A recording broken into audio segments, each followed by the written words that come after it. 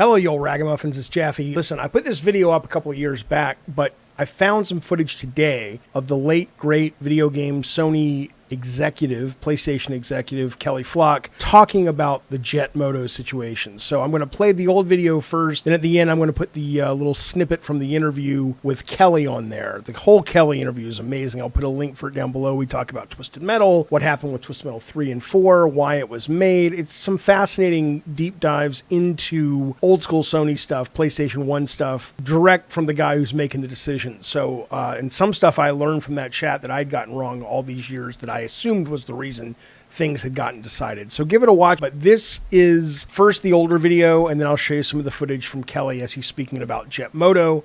There's also some stuff in here from Crash and some other commercials that were early day PlayStation commercials that I thought were pretty fun and some interesting stuff. See you soon. I said see you soon there, but my mouth kind of just like got all dry. See you soon. Did you even notice? I could have said nothing. Anyway, here, I'm going to give you a little bit of history about the ad that I'm about to show you. Sony comes out, PlayStation, with Warhawk and Twisted Metal. Twisted Metal was a big hit. Warhawk was a wonderful, loved game, critical hit. Didn't set the world on fire in sales. So that team moved on to a game called Jet Moto. Jet Moto was launched at the same time as Twisted Metal 2. Twisted Metal 2 got a great ad. I might show you that today. Jet Moto, for whatever reason, marketing decided they weren't going to give an ad to it.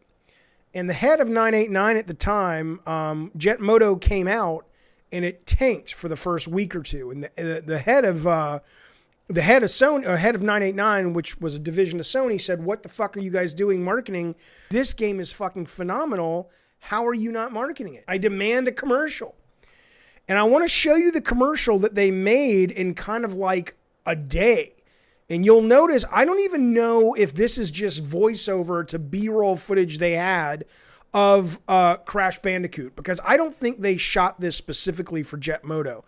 But this is a Jet Moto commercial, the very first one for Jet Moto 1, that I believe was what marketing put together, by the seat of their pants in a weekend, because they got word from on high that you better fucking market this game because it's awesome. So this is the commercial for Jet Moto starring Crash the Bandicoot. Here we go.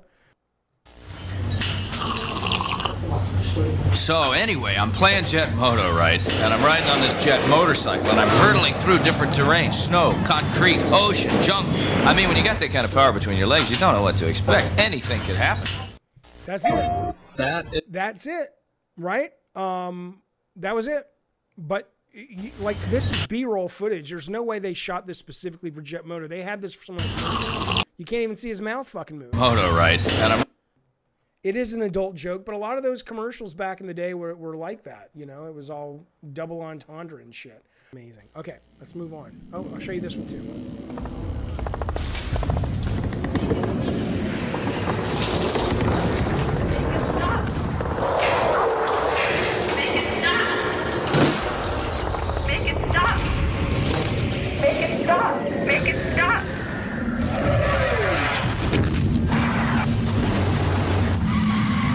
For mature. Twisted Metal.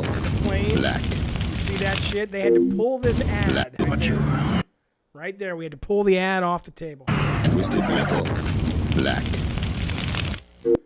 I never understood that Make It Stop ad. I understood it when they pitched it to me, because the idea was that the parrot or the bird or whatever was supposed to be saying the same thing that somebody in the house had been saying, like someone was murdered in the house and saying, "Make it stop, make it stop." And I love that idea, but I don't think that ever came across in the commercial. It was probably "Make it stop" is not what somebody being murdered would say. It would be like, "Please don't kill me, please don't kill me." And it probably should have been a parrot, not a crow. So instead it just kind of felt like it was creepy. It didn't actually sell the real creepy concept, which is what we were pitched. Yeah, you don't get that impression. Do you know what the Twisted Metal Black commercial was going to be? And I think Sony Legal shot this down. It was going to be a puppet, like, remember the Snuggle Bear? The ad was going to be our version. It was clearly intentional to be Snuggle Bear. So we weren't going to be We were going to be riffing on the concept. It was absolutely not going to be like subtle. But he was going to be like he was going to be like an angry teddy bear, and he was going to be going around with a baseball bat, riding in a car, smashing mailboxes and throwing lit shit on people's lawns. This was back in early 2000, so it was funny back then. Now it's obviously trite and old and tropey, but that was what it was going to be. And Sony was like, yeah, we're going to get sued to Timbuktu. We can't really do that, fellas. And so that went the way of the dodo. Okay. Dear PlayStation, I got a tip that you were making the PS3 $299. Confirm or deny? $299? Bernie, you can't believe everything you read on the internet. Otherwise, I'd be a Nigerian millionaire by now.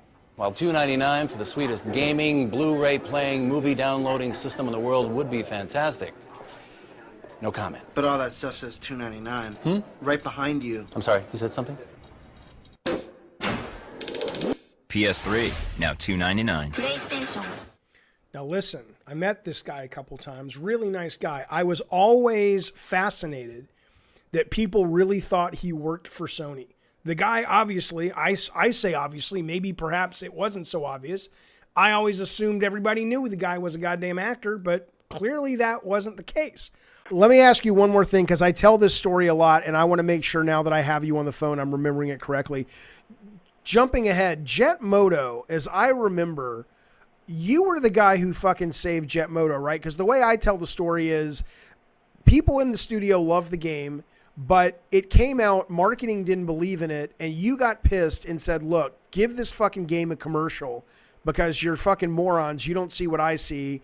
And when they gave it a commercial, the thing went on to be a million seller. Is that what happened? That's kind of how I remember it.